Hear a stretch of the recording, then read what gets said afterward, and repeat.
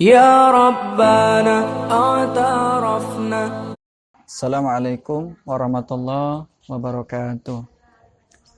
Para kawan-kawan sekalian, para pendengar, ketika Allah memanggil seorang hamba dengan kalimat beriman, makanya Allah panggil dengan kalimat puasa itu dengan apa?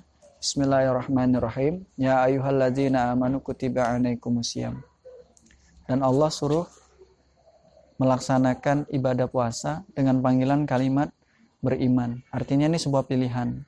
Kalau seandainya kita sadar betul bahwasanya kita punya iman sama Allah, maka kita pasti mau melaksanakan puasa. Lalu bagaimana dengan hari ini orang Islam yang mengaku Muslim, tapi dia tidak mau menjalankan ibadah puasa kepada Allah? Bukan dia nggak punya iman. Karena apa? Fungsi iman itu ada dua.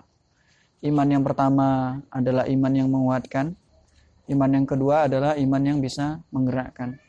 Jadi yang bisa membawa kita menuju ibadah, membawa kita mau berbuat amal soleh, mau berbuat kebaikan, meningkatkan ketakwaan, adalah iman yang bisa dengan ketakwaan kita, yaitu dengan iman yang menggerakkan. Kita bisa hadir ke masjid bukan karena bukan karena dekat atau jauhnya jarak kita dari masjid, tapi karena apa? Iman kita menggerakkan ke masjid. Karena tidak jarang di beberapa tempat, bahkan rumahnya dekat dari masjid pun dia nggak ke masjid. Artinya apa? Punya iman, punya. Tapi ujung-ujungnya apa? Ya nggak ke masjid. Karena apa? Imannya hanya sekedar menguatkan, tapi nggak menggerakkan. Makanya harapan besarnya adalah iman kita menggerakkan. Jadi, iman kita ketika melaksanakan puasa, puasa itu mengajarkan arti sebuah kejujuran. Karena apa? Ibadah yang hampir tidak terlihat. Hanya dia dan Allah saja yang tahu bahwasanya dia sedang puasa.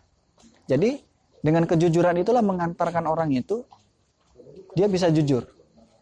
Berani nggak kita, kalau kita bersembunyi di balik makhluk Allah, masih bisa. Tapi nggak bisa bersembunyi di balik Allah.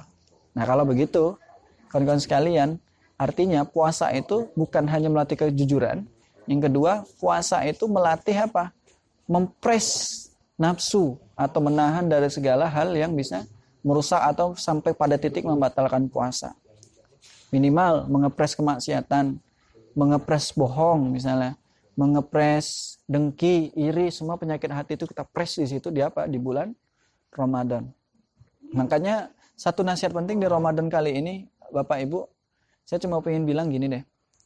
Kalau pengen bermaksiat sama Allah, maksiat aja nggak apa-apa, silakan. Silakan bermaksiat sesuka hati terserah. Mau maksiat dimanapun terserah. Tapi syaratnya ada dua. Kalau mau maksiat syaratnya ada dua. Yang pertama, kalau mau maksiat, carilah tempat di mana yang dimaksiat itu tidak ada tempat yang bisa tidak dilihat oleh Allah. Ada nggak? Itu yang pertama. Kalau mau bermaksiat, silakan, bebas. Tapi saat kita mau bermaksiat, yang kedua adalah carilah tempat di mana saat kita bermaksiat itu tempat yang bukan punya Allah. Itu.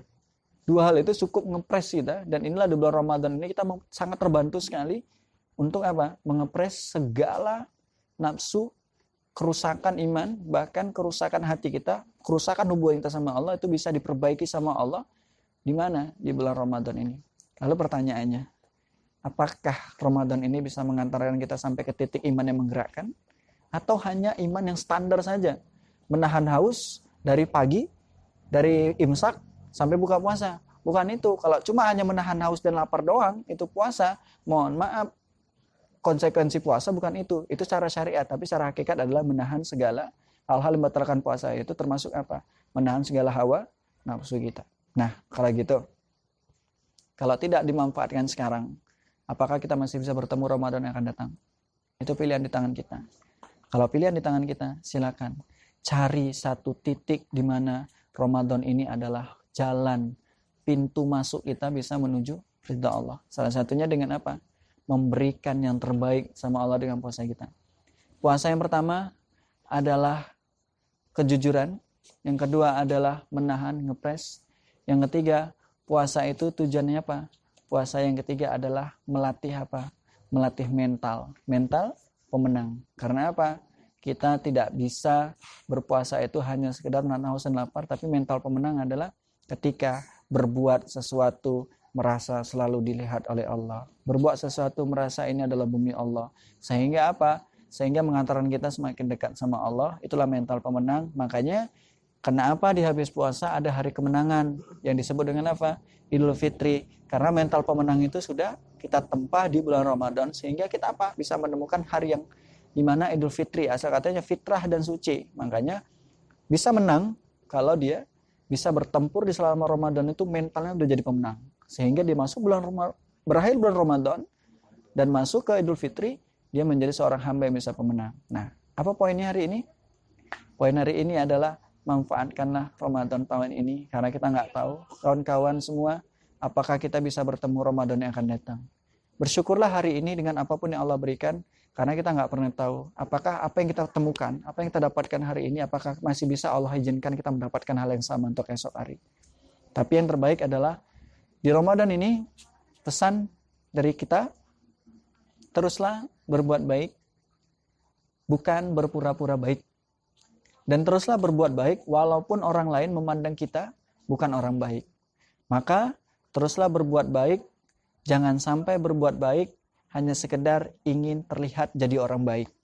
Tapi teruslah berbuat baik semata-mata karena kita berharap Allah mau memberikan kita menjadi hamba yang terbaik, sehingga Allah menjadikan kita hamba yang bisa masuk ke dalam tempat yang terbaik, dan Allah wafatkan dalam keadaan yang terbaik, husnul khotimah. Mudah-mudahan kita semua mendapatkan hal yang sama dengan doa-doa kita. Selamat menjalankan ibadah puasa.